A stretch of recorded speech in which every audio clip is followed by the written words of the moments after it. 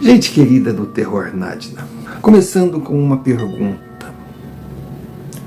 Se a gente tivesse noção que a cada passo dado enfrentamos uma provação da vida e que seremos responsáveis por qualquer passo em falso, será que teríamos coragem de sair da cama para ir para a rua carregando esse peso?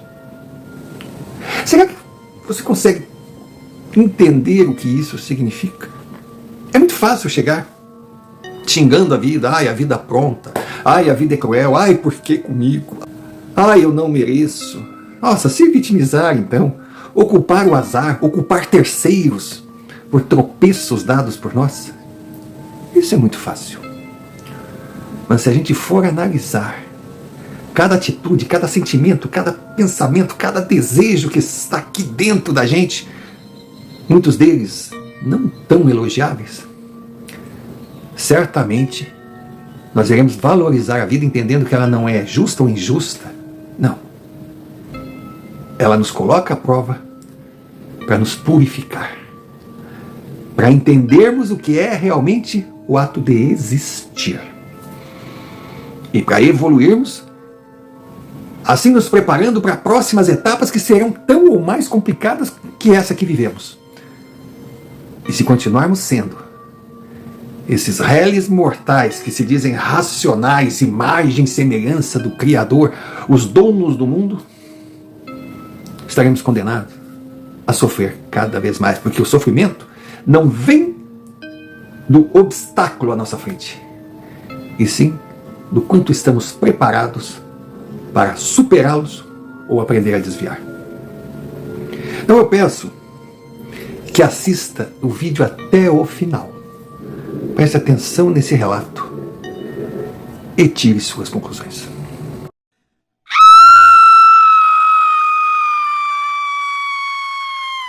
Senhor Romário, um prazer estar aqui num canal que eu me identifiquei desde o início por suas palavras, ao dizer que também é um homem que cresceu na estrada, que conhece o que significa realmente colocar a vida em cima do tapete negro, cheio de curvas, lindo, incrível, desafiante, mas ao mesmo tempo uma escola.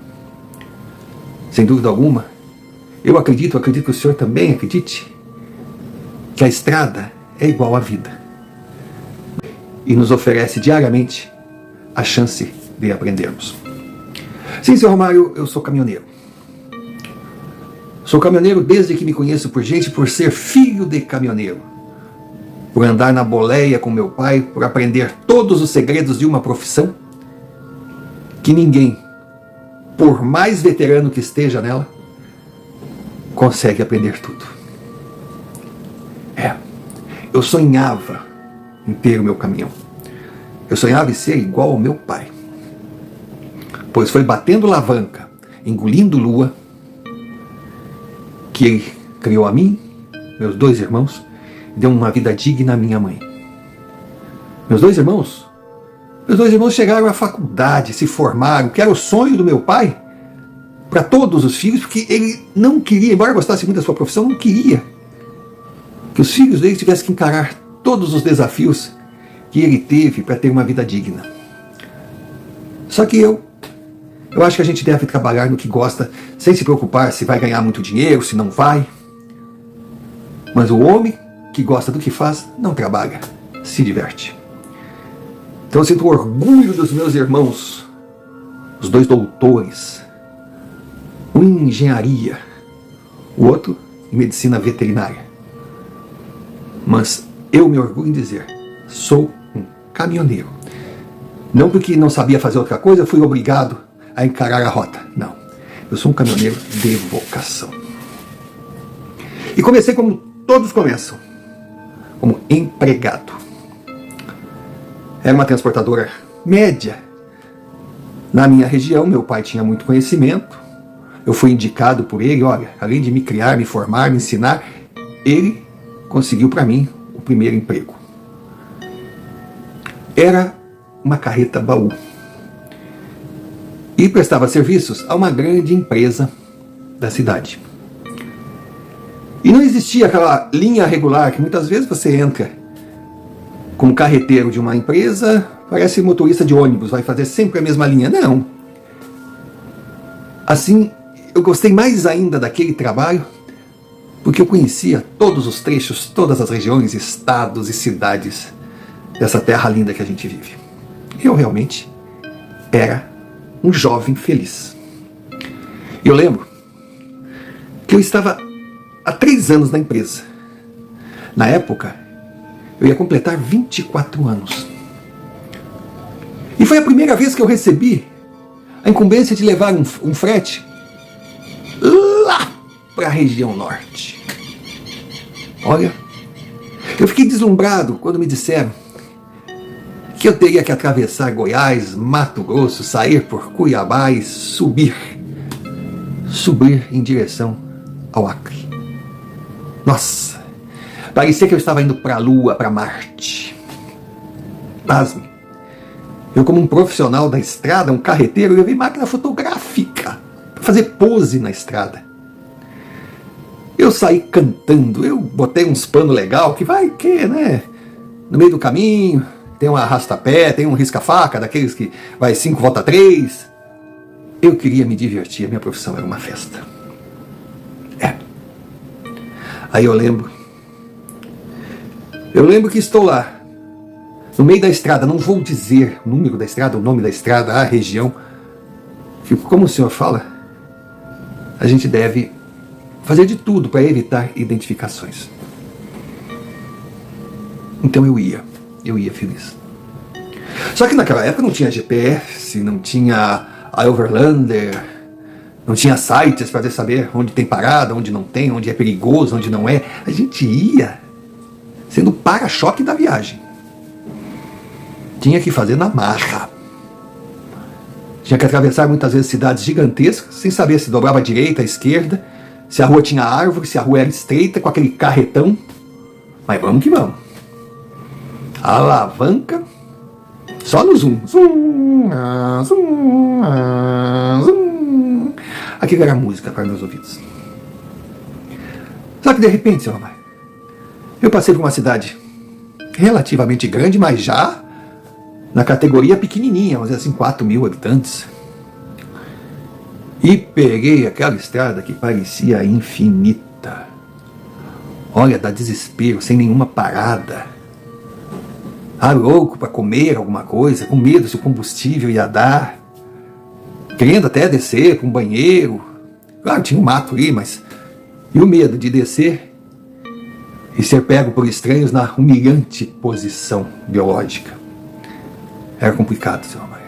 Era complicado. Mas eu tô ali. Radião ligado, sertaneja tocando, no toca-fita, Rodstar, alto reverso. Nossa, pensando o quê? Às vezes abria a porta, porque não tinha ar-condicionado, não tinha esse conforto todo, jogava o pesão lá em cima, na janela, para ver se refrescava e vamos que vamos. Aí a noite começa a cair, porque lógico, de dia todos os gatos são legais, né? Não tem essa coisa de ser pardo, a gente via a diferença dos bichanos, mas de noite, olha, o medão bate. E era uma região que invariavelmente chovia. E naquela noite não fugiu a regra. E aí, senhor Romário, eu tô indo. Quando assim no farol, eu estava de farol baixo, para facilitar a visão, pelo menos a visão mais próxima, por causa da chuva. Eu olho, assim no acostamento, uma figura feminina. Aí sempre vem aquele cagaço das histórias, né, de espíritos, almas, isso e aquilo, mas porra, de repente pode ser uma isca, vai sair 3, 4 do mato, tudo podia, mas eu, como um bom caminhoneiro, jamais iria me negar a parar e conferir, negar socorro de quem precisava, porque aquela chuva, aquela sei lá o quê. Poxa, eu estava numa situação complicada. Aí eu parei e veio a criatura correndo. Aí subiu na boleia assim, abriu a porta, mas pingava, tadinha. Ela, olha, eu vou dizer, é uma menina. Não sei quantos anos tinha, também eu não ia perguntar, você podia assustar a menina, entendeu? Com a roupinha toda molhada. Ai, agradecendo, pedindo desculpas, que estava molhando o banco, eu pouco ligando para molhando o banco. Aí quando ela entrou, fechou a porta, eu andei mais um pouquinho e parei. Quando eu parei, ela meio que se assustou. Aí eu fui atrás assim. Eu tinha meu balcãozinho, onde eu guardava minhas roupas, meus utensílios. Peguei uma toalha e disse para ela, e peguei uma camisa minha, que eu sempre fui um homem gigantesco, e ela era uma coisinha. Disse, ó filha, não se assusta não, mas olha, vai acabar se gripando. Puxei a cortina que tinha atrás da cama, ó, vai ali atrás, seca todo o teu corpo, põe essa roupa aqui, uma roupa seca. Eu não sei quanto tempo tu vai viajar, mas o tempo que for, pelo menos tu não fica com a roupa molhada. Nossa, ela agradeceu, surpresa, foi para trás, se secou, voltou ainda. Ela fazia assim, ela aparecia na cortina, onde eu boto a roupa molhada? Eu disse, deixa aí, depois a gente vê o que faz. Aí ela veio, ela tinha só uma sacolinha assim. Aí sentou, toda feliz. Eu perguntei, tá com fome? Um pouco. Aí, claro, eu estava numa viagem longa, não sabia quando ia chegar, eu sempre preparava uns sanduíches, né? Tinha café. Aí dei um sanduba para ela, dei um café. Ainda pedi desculpas se o café não tivesse muito quente. Ela, não, tá ótimo, comeu, mas comeu com gosto. Aí fui seguindo viagem, sempre devagar, preocupado com a chuva. Uma estrada estreita, de vez em quando aparecia um caminhão no sentido contrário. Outras raras vezes tinha um farol atrás de mim, que aí o cara vinha muito rápido, queria ultrapassar e não dava para dar acostamento para ele. Era uma estrada meio que... Mas aquela menina trouxe um raio de luz para minha viagem.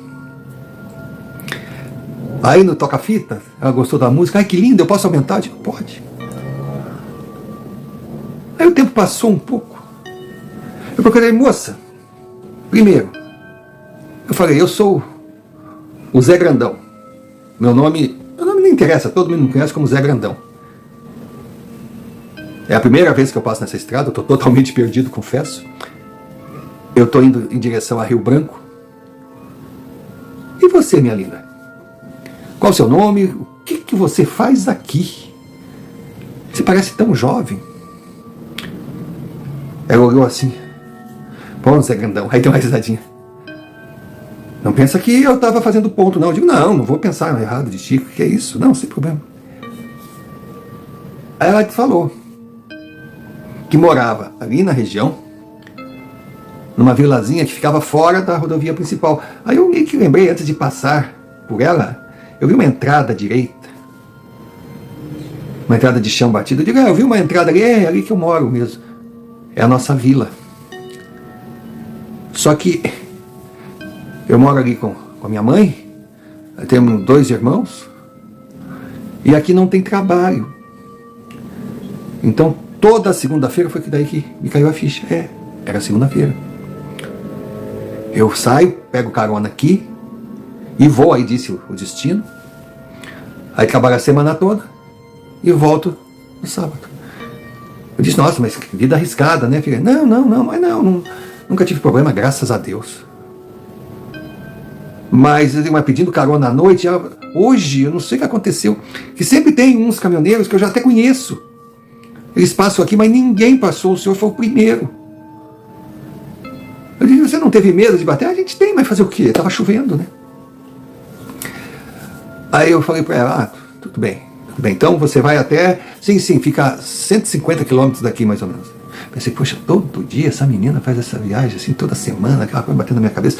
Eu olhava para ela assim, mas ela era bonitinha, senhor Romário, ela era bonitinha. E ainda quando vestiu a minha camiseta, botou uma calça que eu tinha lá, tipo uma bermuda, que para ela ficou um saião, mas mesmo assim ela era bonitinha. Eu digo, nossa senhora, essa menina nessa estrada. Aí o senhor vai me perguntar se eu não cheguei a ter uma ideia de jirico com ela, tempo na estrada, pô, parece uma coisinha daquelas ali. Eu vou lhe confessar, em nenhum momento eu pensei em judiar dela, mas se ela se oferecesse, eu não ia ter coragem de dizer não. Mas passou. Ela deitou assim do lado, assim, se acomodou e apagou. Ela apagou. E eu fui andando devagar. Olha, eu vou lhe dizer uma coisa. 150 quilômetros, eu levei mais de 3 horas para fazer, para percorrer. Aí um pouco antes de chegar na cidade, ela acordou meio assustada. Nós estamos aonde? Eu disse, não tenho nem ideia. Ela olhou, ah, nós estamos quase chegando. Eu digo, como é que você sabe? Conheceu alguma árvore na estrada? Ela deu risada. Não. Essa curva ali na frente, ela é famosa. É famosa por quê? Por causa de acidente? Não, porque mais depois da curva, todo mundo vem pensando nessa curva, porque ali tem um posto. Eu digo, tu tá falando sério? Tô, ali tem um posto. Aí eu falei, eu posso parar ali? Todo mundo para. Então tá, parei. Posto pequenininho, só uma bomba de gasolina, outra bomba de diesel, um caminhão encostado. Aí entrei, lugar limpinho até. Aí o proprietário perguntou o que eu queria comer, eu disse, falei, o que ele tinha assim, ele, nós tem isso agora, tá perfeito. Aí quando ela chegou, tinha ido no banheiro e estava voltando. Eu digo, só um pouquinho, que eu vou pedir para perguntar se a minha parceirinha quer comer alguma coisa. Ele olhou para ela assim, oi menina, tudo bem contigo? Ela, ô seu Afonso, o senhor vai bem? Claro. Aí ela, tu vai querer o de sempre? Eu quero. Aí o homem olhou, não precisa pagar não, parceiro. Você já fez muito trazendo nossa princesa para cá. Esse aqui é por conta da casa. Tá? Aí ficamos conversando. Subimos no caminhão. Seguimos viagem. Chegou num determinado ponto, ela disse, eu vou descer daqui um pouquinho. Na sacolinha que ela tinha, ela pegou. Senhor Mário, é uma coisa muito simples. Sabe aqueles escapulários católicos? Que as pessoas usam? É de cordão assim, tem uma imagenzinha que a gente põe no pescoço. Pelo menos no passado tinha isso. Aí faz 3 pedidos e não tira aquilo ali para nada. Quando aquele barbante arrebentar, quando ele cair, naturalmente os pedidos são cumpridos. Ela me deu algo parecido, mas com uma imagem tão bonitinha. Mas não era assim de plástico, não. Era de metal, um metal muito simples. Ela disse, isso aqui é para o senhor. Eu digo, não, querida, não precisa. Ela, não, só. Aí fez questão. Pegou na minha mão assim, querida, botou assim e disse, e fechou. Isso aqui é minha falecida avó. Ela mesma fazia. Eu digo, nossa, tua avó era uma artista. Minha avó era uma mulher maravilhosa. E ela me ensinou a fazer. Então ela dizia que se alguém lhe fizer o bem, você não puder pagar, dê uma medalhinha dessas e peça para a pessoa usar, porque ela terá no seu caminho, no seu destino, o prêmio por tudo de bem que você recebeu dela, multiplicado por 1000. Nossa, eu vi aquilo ali, eu digo, pô, meu amor, obrigado. Nossa, eu botei. Sabe quando a gente bota uma coisa assim? Sabe que faz bem? Faz bem. Ela deu um sorriso, desceu e agradeceu. Eu segui meu trecho. Olha, eu confesso que eu sentia assim, uma espécie de saudade daquela criança. Ela tinha uma luz própria. Segundo o seu Afonso, proprietário do posto, ela tinha 16 anos, uma criança. E já há mais ou menos uns 2 anos ela fazia aquele percurso. Eu dizia, mas qual é o trabalho dela na cidade? Ele disse, ela é doméstica de uma casa, de uma família importante aqui. Inclusive eu já cheguei a oferecer serviço para ela, disse, Afonso, que todo mundo gosta dela aqui, mas que o salário que ela ganha nessa família é maravilhoso e ela está feliz. Disse, mas por que a mãe e os irmãos não vêm para ela não estar fazendo essa viagem? Não quero largar o cantinho deles, enfim. Era digamos assim, uma personagem dessas raras. Segui minha vida. 6 meses se passaram. Eu fui mais 2 vezes para o Acre. A mesma rota. Nossa, eu ia numa esperança de encontrar aquela princesinha. Mas nunca mais deu uma coincidência. Aí eu lembro que na 3ª viagem que eu fiz para lá, eu perguntei para o seu Afonso se ele tinha visto ela, se ela tinha passado. Ele disse, você não soube não.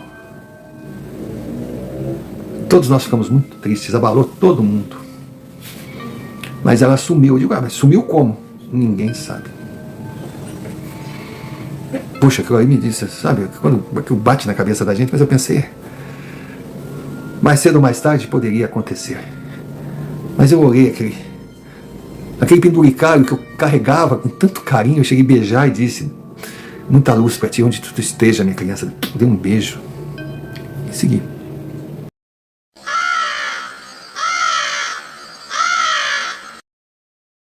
Pausa para um pedido, necessária por ser muito importante para o canal.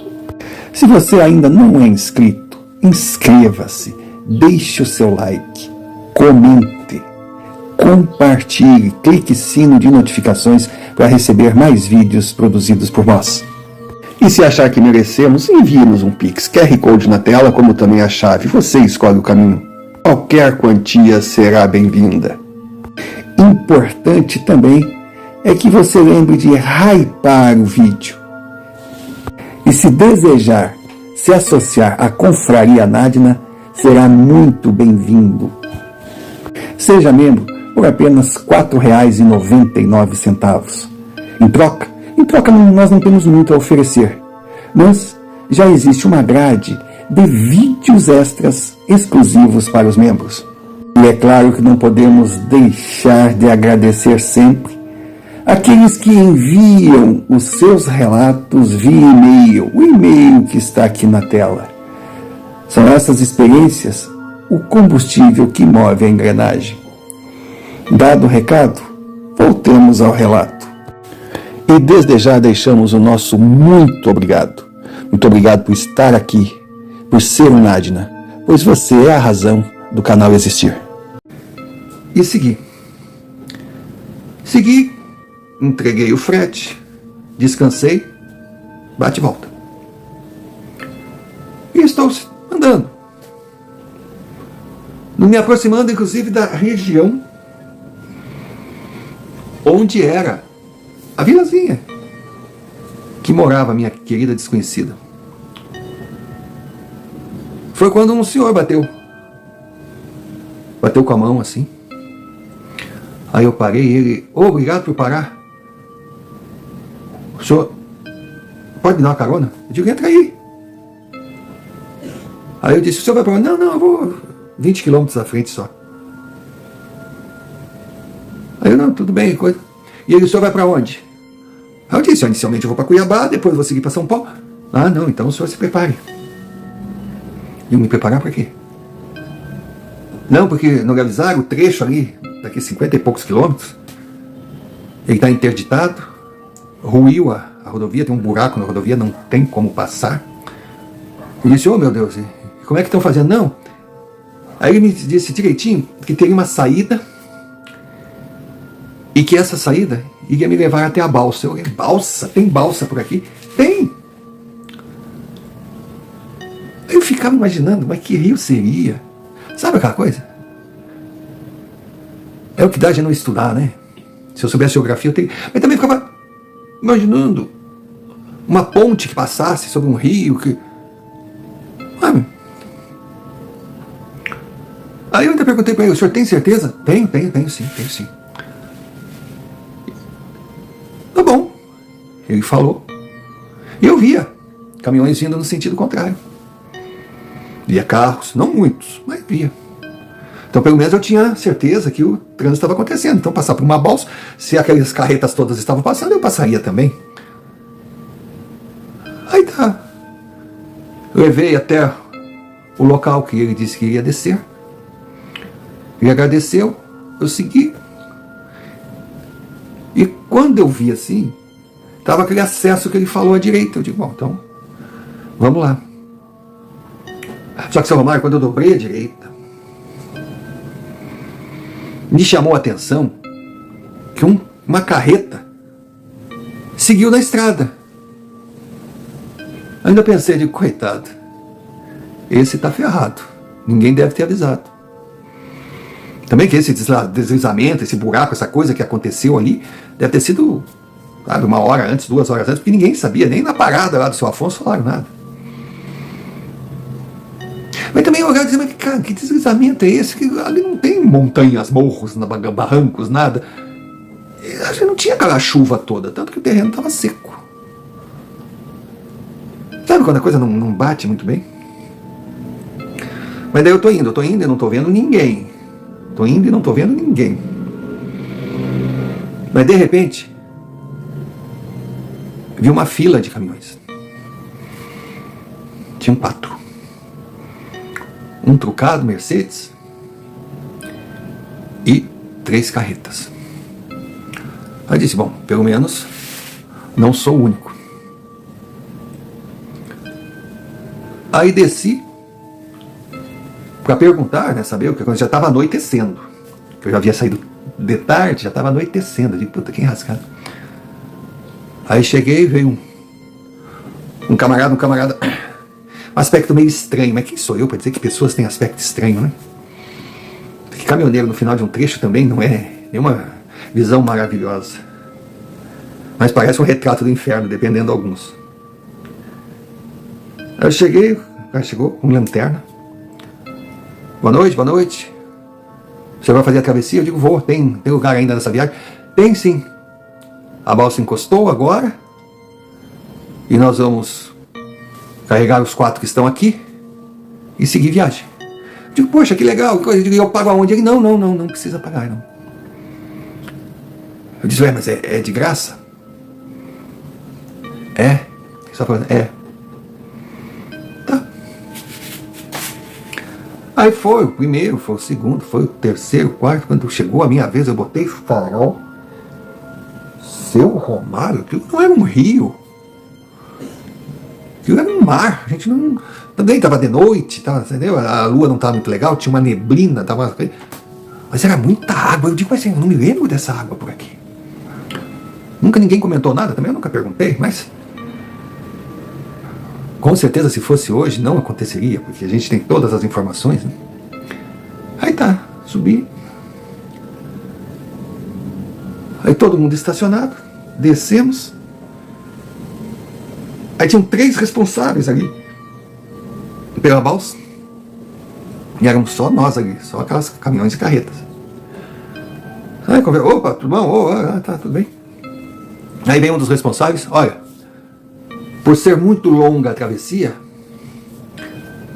nós pedimos que vocês permaneçam dentro dos seus caminhões. E até é bom que poderiam descansar, né? Porque afinal é uma noite inteira de viagem. Aí nós ficamos, como uma noite? Que isso? Uma noite? Mas em casa, vocês estão malucos? Não sei o que. E a balsa andando.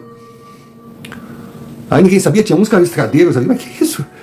Uma travessia de rio? Que isso não acontece? Meu Deus do céu, que é isso? Ninguém falava nada.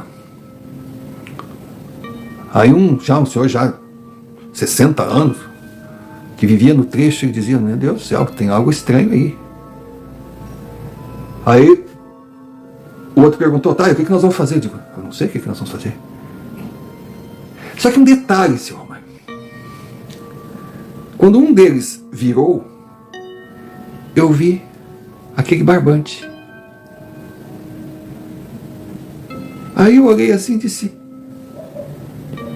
é uma medalhinha? Ele é. Por acaso é igual a essa? Eu mostrei. É! Você ganhou daquela menina linda? Como é que é o nome dela? Eu não sei, eu não me lembro. Eu nem perguntei o nome, eu não sei. Aí o de trás assim falou, vocês têm a medalhinha da Virgínia? Virgínia era o nome dela? Eu não lembrava se ela tinha me dito o nome, se era Virgínia. Sabe, não fechava muito. Aí nós meio, ficamos atônitos todos ali. Todos os 5 tinham a medalhinha. Mas, tirando aquele detalhe que nos aproximava, vamos falar com essa gente aqui, vamos dizer que a balsa tem que voltar, porque não sei o quê, que trai alguma coisa errada, porque não existe um rio dessa largura e coisa. Nisso, aparece uma figura, mas uma figura monstruosa. Um homem de 2 metros de altura. Um olhar, sabe, penetrante. Uma coisa... E do lado dele estava aquele senhor que eu dei carona que falou sobre o desvio. Aí quando eu vi aquele homem ali do lado daquela figura, eu digo, pô, o senhor? Mas eu deixei o senhor para trás e coisa. E todos os outros disseram, como você deixou ele para trás? Ele pegou carona comigo. Não, eu o encontrei no posto. Não, isso... Tinha sido aquele homem que tinha falado para todos nós do tal do desvio. E só nós estávamos ali. O desvio era só para nós e nós estávamos entrando numa viagem, numa balsa, uma viagem de noite inteira, num local que não tinha um rio desse tamanho. Nós estávamos saindo do nada, indo para lugar nenhum. Mas não tínhamos o que fazer. E alguns já estavam começando a ficar exaltados. Aí esse senhor simplesmente disse, fiquem tranquilos. Vocês estão entre amigos. Nada irá acontecer para aqueles que nada devem. Então, por favor, evitem o pior. Entrem nos seus caminhões. Procurem descansar. Porque logo os senhores estarão de volta. A sua estrada, a sua viagem, a sua vida. Bom, senhor Amaro, eu disse para o senhor que quando nós entramos, tinha 3 ou 4 funcionários ali. De repente a gente via sombras.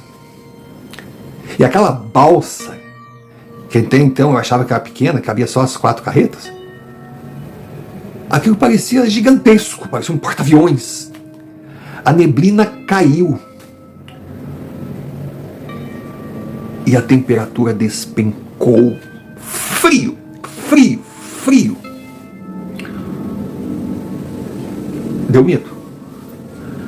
Deu medo, a gente não estava entendendo nada. Mas eu tratei de subir no meu caminhão. No início foi difícil de me acomodar. Eu tentava olhar, com a janela fechada por causa do frio, por tudo, mas tudo muito embaçado, não se via nada. Então eu puxei minha coberta, olha, ainda bem que eu tinha levado, puxei minha coberta, deitei.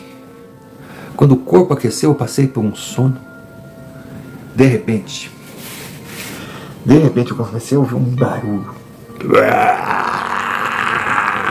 Uma coisa. E outra coisa, barulho de parecia porta arrastando, coisa de ferro, uma coisa de. Sabe aquela. Eu não sei dizer, aquela neblina, aquela. Eu não conseguia, sabe, entender, eu não conseguia nada. Eu tava assustado, aí eu olho. Quando eu olho, eu levei o maior susto, senhor Romário. Vem ela.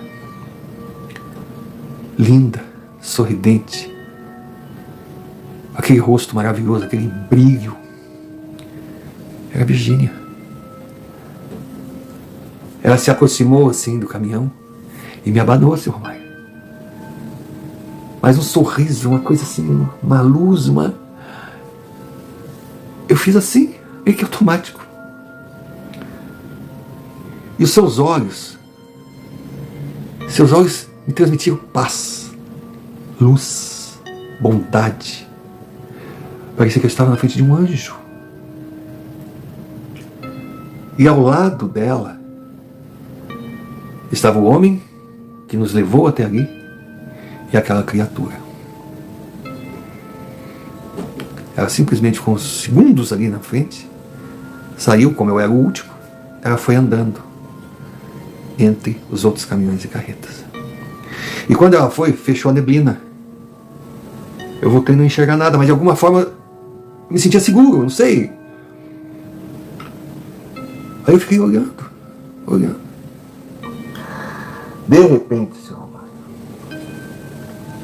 eu ouvi um grito de desespero e aquela balsa tremendo para tudo, balançando assim, sabe? Ferro com ferro, uma coisa absurda, não dá para definir o barulho. Eu queria ter efeitos especiais para o senhor ter a mínima noção do que era aquilo. Parecia que os caminhões não iam suportar ficar em cima daquela balsa, que a gente ia afundar. Sério, ela começava a jogar assim como um navio em mar revolto. A pressão foi crescendo, eu não consegui entender. Eu digo, meu Deus, o que está acontecendo? E eu apaguei.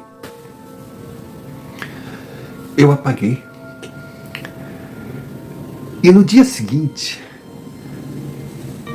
quando eu abri os olhos, já tinha amanhecido.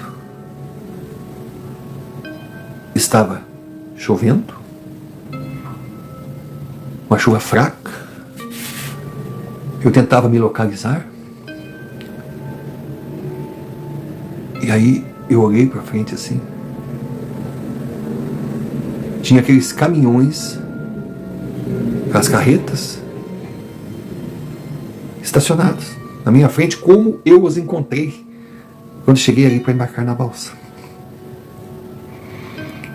Só que com um detalhe: não tinha balsa nenhuma, não tinha rio nenhum, e faltava uma carreta. Eu saí do meu caminhão, eu digo, nossa senhora, o que foi isso? Eu tive um pesadelo, né? Aí os outros vieram em minha direção. Você está bem? Então, você está bem? O que aconteceu? Eu digo, não sei. O que houve? Eu não sei. O que houve? Não sei. Aí, enquanto nós conversávamos, veio a pergunta: mas cadê a Scania? Ninguém sabia. Ninguém sabia de nada. Tinha sumido uma carreta. Todos nós, sim, vivemos a mesma experiência. Eu não tinha imaginado, eu não estava ficando louco, não foi um sonho, não foi um pesadelo. Aí nós não sabíamos o que fazer. Quando do nada surgiu aquele homem que nos botou ali. Ele foi chegando até nós. Claro, nós sem reação. Não tinha o que fazer. Ele simplesmente disse: bom dia. Nós respondemos, um acenou com a cabeça: bom dia. Não fiquem confusos. Não façam perguntas. Não encontrarão respostas. Andem 6 quilômetros para frente, a estrada está boa. Que vocês estarão novamente na pista principal, na rodovia, para seguir a sua viagem. Foi quando eu perguntei: mas o que aconteceu? Quem é o senhor? Ele disse: não aconteceu nada. E eu sou apenas um morador da região em busca de justiça. Foi aí que ele abriu a mão, e na mão dele estava um cordão igual ao que nós usávamos. Aí ele falou: agora sim, ela poderá descansar em paz. Porque Virgínia era um anjo e cumpriu o prometido. Ele botou assim: essa medalha que vocês carregam no peito é um presente dela pelo bem que vocês fizeram a ela. E essa que eu carrego aqui é a prova de que aqui se faz, aqui se paga. E não duvidem nunca. Por mais que possa parecer o contrário, a justiça acaba sendo feita. Naquele momento nós não estávamos confusos. Éramos a definição da confusão mental. Não sabíamos se aquilo tudo estava acontecendo. Nada tinha sentido. Parecia uma história de ficção mal montada e exagerada, onde nós éramos os protagonistas. Ficávamos nos olhando. Todos tinham perguntas para fazer, tinham questões a resolver, mas a gente não conseguia descobrir qual seria o primeiro passo quando de repente ouvimos uma voz conhecida. Sigam em paz, meus queridos. Vocês nada devem. A estrada está aberta. O destino irá mostrar que o que aconteceu aqui foi incomum, mas nada de anormal. Foi quando eu olhei: seu Afonso, pelo amor de Deus, o que está acontecendo? Ele sorriu e disse: simples. Estávamos atrás de um demônio. Não sabíamos exatamente quem era. Mas agora, depois que tivemos certeza, o colocamos no inferno que ele merece estar. Enganam-se aqueles que imaginam ser inferno apenas o fato de estar cercado de fogo, suor e dor. Não. Ele pode tranquilamente existir numa balsa, navegando sobre águas profundas desconhecidas, numa viagem infinita.